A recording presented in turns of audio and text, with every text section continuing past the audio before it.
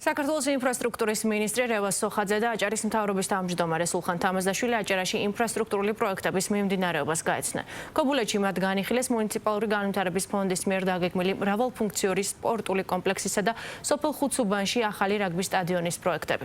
ასევე დაათვალიერეს საბავშვო ბაღები და სკოლები. ინფრასტრუქტურის მინისტრმა და აჭარის მთავრობის თავმჯდომარემ დღესვე ბათუმის სარფის მაგისტრალური გზის მშენებლობაც მოინახულეს.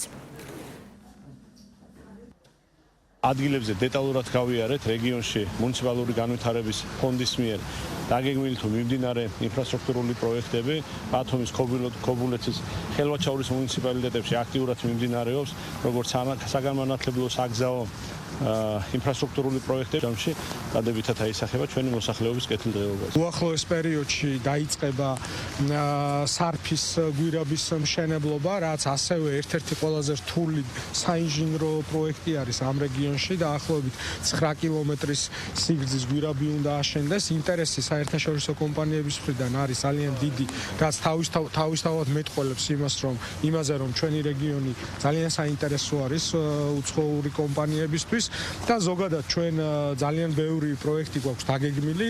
გამომდინარე იქიდან, რომ აჭარა არის ერთ-ერთი გამორჩეული და მნიშვნელოვანი კუთხე საქართველოს